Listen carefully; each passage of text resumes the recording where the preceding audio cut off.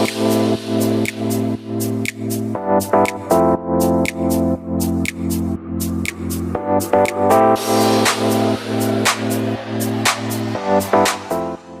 size models have been not really represented in the fashion industry as the way they should have been. So I wanted to explore and find out what's the reason behind it and how we could change that in different certain ways.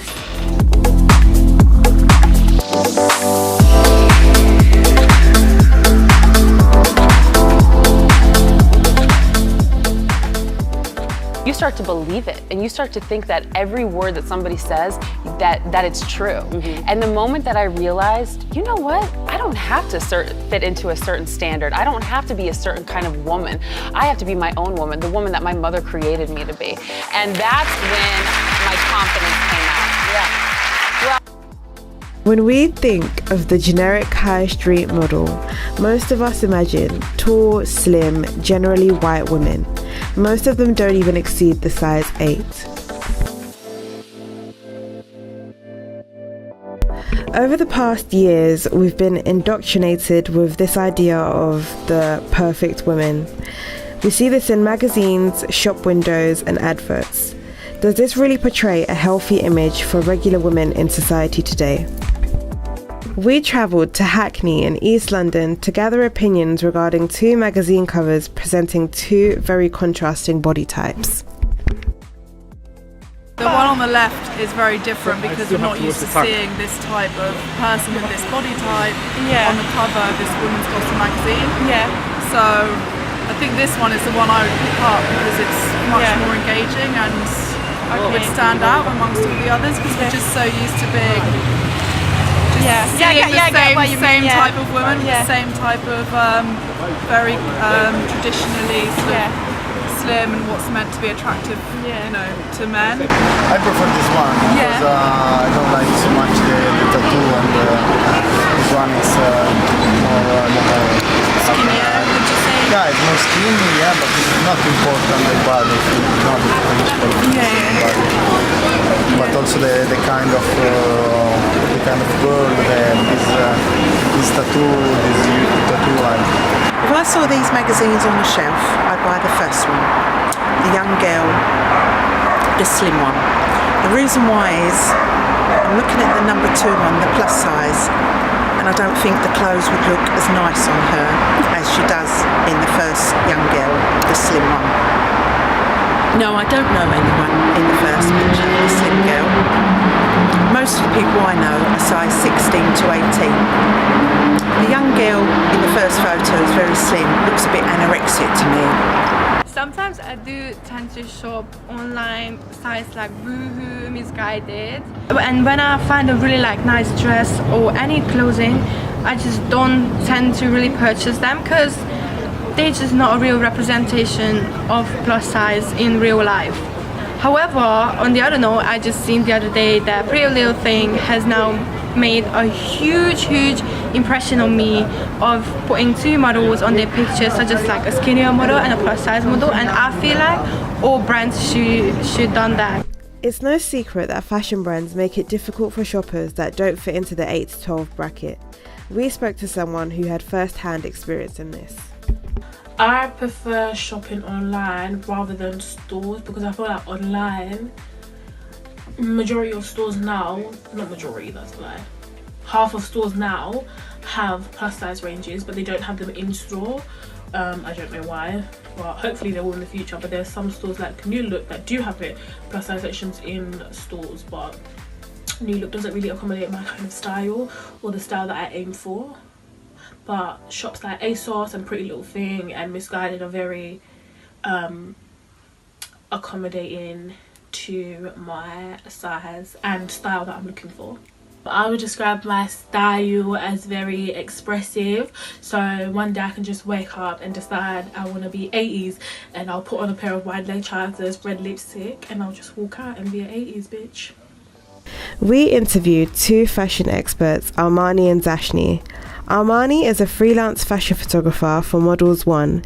They gave us their informed review on how well the fashion industry caters to various body types. I'd say we're trying, or they're trying, but but it's never going to get to a point as the plus size woman is going to be that beautiful desired woman. There's never going to be a plus size Kate Moss. Yeah, and even within the plus size model realm, it's not a wide range of body types of plus size women.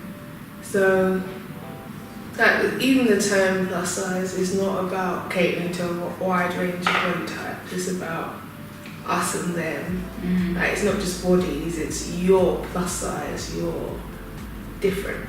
You're not a standard model size. Yeah, plus size model is the other. Yeah.